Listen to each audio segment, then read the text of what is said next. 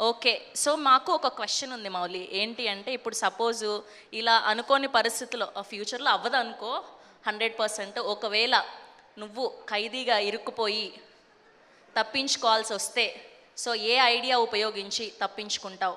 Mic. ఏ idea అంటే అంటే ఎలా? దొరికిపోకుండా తప్పించుకోవడం ఎలా?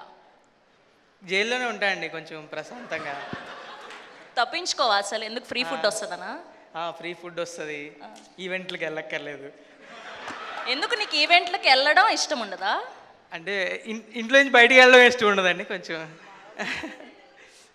మా రూమ్మేట్ సింజి అహా! ఓకే. మొత్తానికి మాకు ఆన్సర్ వచ్చేసింది. అసలు తప్పించుకోరు మీరు. అంతేనా? అవునండి, అయితే చూడండి, త్వరగా ఏదైనా తప్పు చేసేస్తే కూర్చోబెట్టేస్తాం జైల్లో. ఓకేనా? తప్పకుండా అండి. తప్పకుండా అంటే అసలు ఎలా చెప్తున్నాడు. ఓకే, ప్లీజ్ మీ బ్లెస్సింగ్స్ కూడా అందిస్తే మీ ఫ్రెండ్. నా రూమ్మేట్ సింజి.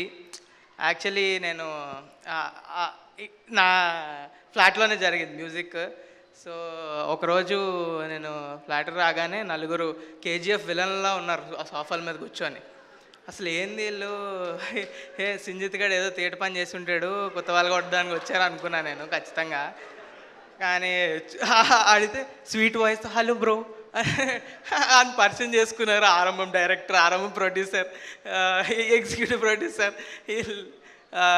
చాలా స్వీట్ పర్సన్స్. అసలు సింజిత్ గురించి చెప్పాలంటే సింజిత్ అసలు ఏ పనిలో అయినా 100% పెట్టాలనుకుంటాడు. మనం చేసిన వర్క్లో 100% పెట్టి ఖచ్చితంగా బాగా చేయాలి, అవుట్పుట్ మంచిగా ఉండాలి. ఏదో చేసామంటే చేసామన్నట్టు ఏది చేయడు. సో డెఫినెట్లీ అవుట్పుట్ బాగుంటుంది.